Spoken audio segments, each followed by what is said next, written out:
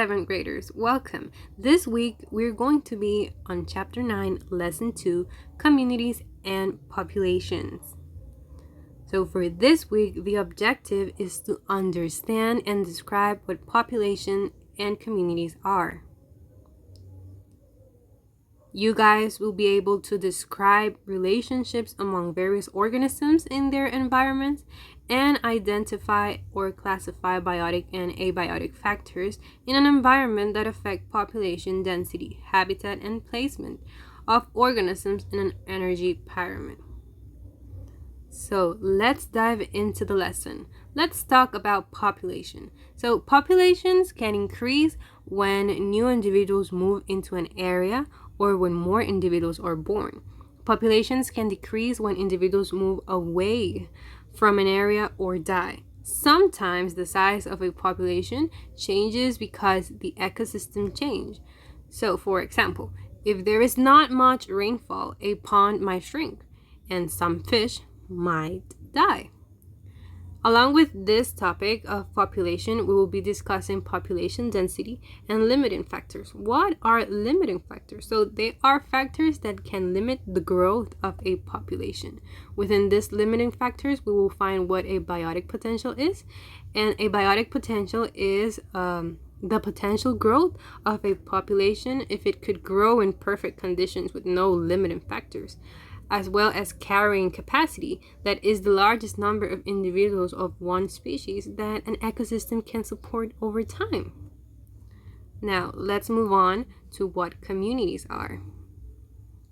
So with communities, we're going to be discussing that the populations in the same area interact as community.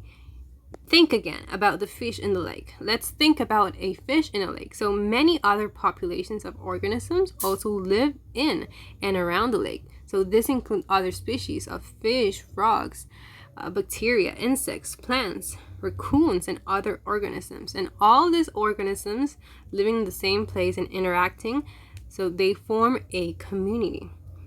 Now, within this topic, we will also be discussing what symbiotic relationships are. So here we will find concepts such as habitat, that is the physical place where a population or organism lives. The niche, that is the unique ways of an organism to survive and to obtain food and shelter and avoid danger in its habitat. And we will discuss a symbiotic relationship, and that is one in which two different species live together and interact closely over a long period of time. Now, these symbiotic relationships include mutualism, parasitism, and commensalism. A mutualism is a symbiotic relationship in which two species in a community benefit from the relationship. Now, parasitism is a symbiotic relationship in which one species benefits while another is harmed. And a commensalism is a symbiotic relationship where one species benefit and the other is neither helped nor harmed.